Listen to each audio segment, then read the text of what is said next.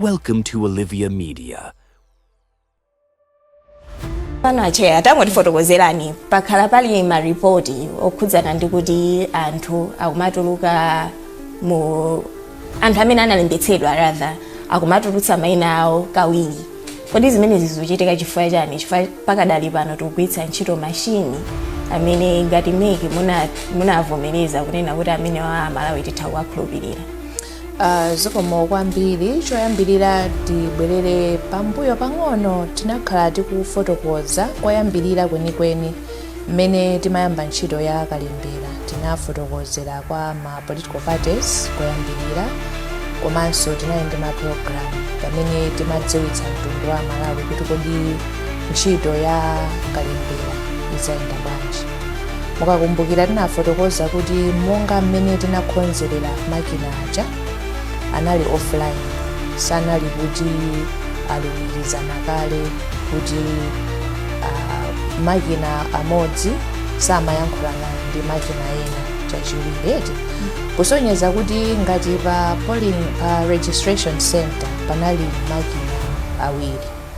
makina awiri aja samayankhulana, makina aliwonse amayankhulana ndi kuseva kwathu.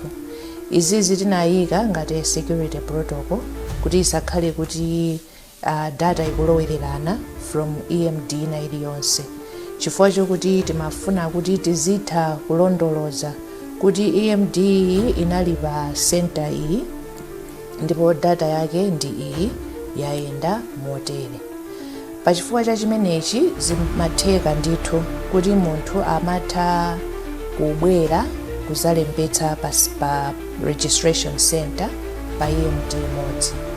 Koma pokuti munthu anthu ena amafuna kuyesa zida anthu ena amachita kupita dala kwina kuti akayese kuti zimene ananena zija ndizoonadi, ndiye zinathekadi kuti ena amatha kupita mwina pa center pompo amabwera tsiku lina. Remember timagwira ntchito cha 14 days, ndiye ena amatha kubwera mwina after a couple of days ndikuzalembetsa pa mzere wina. Ndiye kuti pamene paja zimathekadi kuti munthu walembetsa kawiri pa makina. Koma ndi mmene tinachitira design system yathu, the first registration ndiye kuti yapita ku server, that is the valid registration. Any subsequent registration imagwidwa pompo. Makina aja kangopanga transmit to the server, imapanga piki kuti alinafe mlamba iyi ndi registration yachiwiri chifukwa analembetsa pa 21 October pa registration center yakuti. Iyi inali design chifukwa chokuti sitimafuna monga ndinafotokozerera kuti makina aja samayankhulana. Koma aliyense amene analembetsa more than once, they were flagged immediately machine aja atapanga transmit to the server. Pamene tikunena pano tili ndi ma records 14,129 or 179 amene there are multiple registrations. Koma in our design, like I've said, the first registration is a valid one. Kusonyeza kuti anthu 14,000 awawa ali mu voters register in their first registration as the valid registration. The multiple registrations, they are compiled in an exception list. Kwa iwo amene anatenga nthawi kupita kukaona the voters registers zimene tinayika kuma center nthawi ya verification ija, they would have noticed kuti tinali ndi the valid records ndi kumakhala exception list pa center paliponse kuti awa valid registration yawo iyi, multiple ndi iyi. Ndiye chimene tachita ndiyo kuti ndingomalizetsa ngakhale simunafunse mwa ndingomalizetsa kuti those 14,000 records tazitumiza kwa anzathu aku polisi because they are the law enforcement agency. Ifeyo tilibe mphamvu yopanga investigate komanso yopanga prosecute. So we have compiled the report ya ma records amene aja ndipo tapasira anzathu aku polisi. Chifukwa monga ndinakhala tikufotokozera kuti kulembetsa more than once with a fraudulent intent ndi mlandu. Ndiye kuti anzathu aku polisi aja afufuza kuti kodi kulembetsa analembetsa linafika wilipo, anali ndi fraudulent intent kapena ayi. Nditambasule pamenepopo, pali ena amapezeka kuti alembetsa kawiri chifukwa chosazindikira. Mukakumbukira nthawi ya registration chanzathu a NRB anali pa masenta, ndipo amagwiritsa ntchito mwayi umene uja kumagawa makhadi kwa anthu. Kwa amene anapita amaona kuti desk ya NRB amakhala ndi ma national ID card kwa anthu amene analembetsa makhadi awo anatulidwa koma anali asanapange collect. Ndi anthu ena amabweranso kuti alembetsa kale mkaundula wa voti koma akubwera kuti akuzatenga makhadi awo, koma chifukwa chosazindikira kuti kodi mizere kuyenda bwanji amapezeka kuti akayimanso panzere alembetsa. Pozazindikira kuti munthu uyu chimene amabwera kuzapanga kuna mazatenga khadi ndikuti alembetsa kale, kusonyeza kuti munthu amene uja analibe upando, sikuti analembetsa kawiri mwa upando koma because of not understanding the processes and mmene zimayendera. Nde anthu 14,000 amene kafukufuku akachitika, tiyembekeze kuti ena ndithu atha kudzagwira jele kapena zinthu zimayenda motani? So malamulo apereka mphamvu kwa khoti kupereka chendapusa kwa iwo amene apezeka kuti alembetsa more than once kapena kupita kundende kumene. Komanso over and above that, khoti lili ndi mphamvu yonena kuti munthu amene achotsedwe mu voters register, kusonyeza kuti ife tikuyembekezera anzathu aku polisi kuti akamaliza ntchito yonse they will give us reports kuti anthu munatipatsa aja, these are the outcomes. Awa tinapititsa kukoti, they've been convicted, chilango chake chinali chotere. Amene apezeke kuti koti anena kuti awa achotse mu voters register, means kuti ifeyo tizachotsa anthu amene aja mu voters register kuti asakatani asakaponye voti. Zimenezi zichitika chisankho chisanachitike kapena? Chiyembekezo chathu njoti zichitika motero, koma zitapezeka kuti sizinamalizike. Remember I said kuti these people have their valid their first registration is deemed a valid one until proven otherwise. Kusonyeza kuti atapezeka kuti prosecutions sizinachitike between now and 16 September, they will be eligible to vote. Anthu ena kumafunsa kuti chifukwa chani mukuwalola kuti aponye voti, ndifotokozerere kuti ifeyo tilibe mphamvu mwatokha kungomuchotsa munthu kuti iwe unalembetsa kawiri therefore you are not going to vote. Tikapanga choncho ndiye kuti ifeyo tikhala titaphwanya malamulo. Tikuyenera kuti tiyembekezere the due process to happen until the court says uyuyu mchotseni mu voters register ndipo asakavote. That's the only time we can do that. Tinakalipa nkhani ya makina amene MEC ikugwiritsa ntchito, ndi chifukwa chani mayina a anthu ena akhala kusowa mu kaundula? Choyamba ndi fotokozi pamenepo ndiwongole mayina sanasowe. Tikanena choncho ndiye kuti tikhala tapereka narrative yolakwika. Kunatuluka nkhani ndipoti it in public record amiti anayika pa social media kuti MEC yafufuta anthu mayina 1 million mu voters register, which was totally untrue.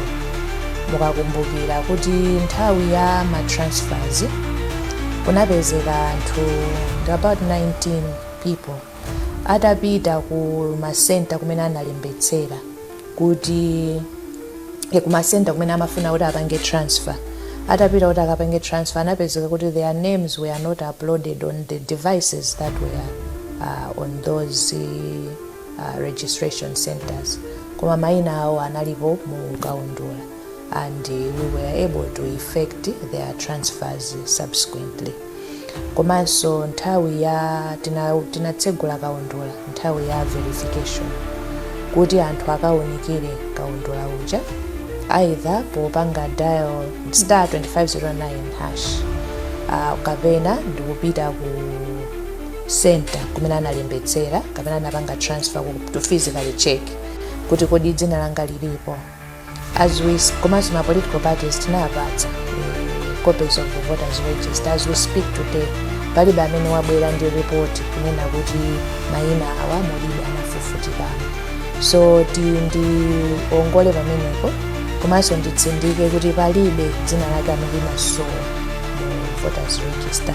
Amene analembetsa alimo ndithu nkona tinatulutsa nambala ija tili ndi about 7.2 plus million anthu amene analembetsa kaundula wathu ndipo mayinawa alimo ndithu palibe amene anafufutidwa kapena dzina linasowa.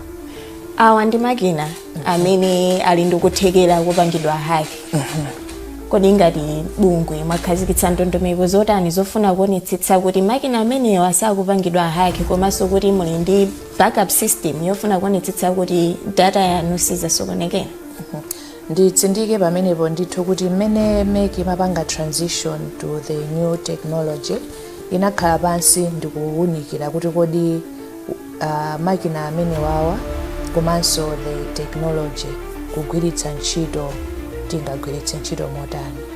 And mukulingalira kumenekoko one of the issues obviously ndi nkhani ya security including cyber security. Poti pano ndi pa public sinenganini kuti muli ma security features awa ndi akoma ndingotsimikizira mtundu wa Malawi kuti commission idaganizira ndithu kuti there are cyber security issues ndipo yayika ndondomeko ndi ma protocol oyenerera kuti titetezere data yathu, titetezereso the system komanso kuti ma processes onse amene tikugwiritsa ntchito ayende mwabwinobwino. Tayamba kugwiritsa ntchito makina amenewa komanso ndi system imeneyi kuyambira ndikukumbukira nachita pilot voter registration kenako tinayamba kalembera weniweni mu October. Tachita ma transfers, tapanga ma inspections, tapanga ma nominations last week yomwe kugwiritsa ntchito ma device omwewo komanso system yomweyo. We have not experienced any issues. Tili ndi ma security protocols ndithu kuti tionetsetse kuti zonse zikhale m'malo mwake komanso tisakhale with any challenges or any issues. Ma nominations ndawa achitikawa mwaphunzirapo chani? Maphunziro ndi ambiri. Choyambirira tifotokoze kuti taona kuti democracy yathu ikukula chifukwa chokuti ndi anthu ambiri amene anapanga express their intention. Munaona ndithu kuti on the presidential ticket we had 22 Malawians who paid 10 million kwacha. 10 million si ndalama ya pang'ono koma anthu anatuluka ndithu anapereka ndalama imeneyi ndikutenga mapepala. Of course ena anachita withdraw ngati mwa ndime amene anapereka mapepala alipo 20. So chimene taona ndichokuti anthu ali ndi chidwi to participate in our electoral processes komanso ali ndi chidwi kuti apikisane nawo pa mpando wa president. Komanso china chimene taona ndichokuti Amalawi nthawi zina timakhala ndi mphwayi kutsatira ndondomeko. Commission inakhala ikufotokozerera kuti ndondomeko zathu za ma nominations ziyenda mote ndipo chimene timatsindika kwambiri ina kuti anthu amene atenga mapepala akafira mapepala aja abwere nawo for pre-inspection tizaunike tsiku lopereka lisanafike kuti tiathandizire kuti ngati pali mavuto ena ndi ena ti akakhonze tsiku lopereka lisanafike. Koma ena ananyozera ndithu zinapezeka kuti abweretsa mapepala koma ali ndi mavuto akulu okuti amafunika kuti akakhonze kaye asanapereke ife tisanazilandire officially. Justice, tathokoza kuti mnayinafe tsiku lale. Thank you so much. Thank you. Thanks for watching Olivia Media. Don't forget to like, share, and subscribe, and we'll see you in the next video. Olivia Media, your world, your story.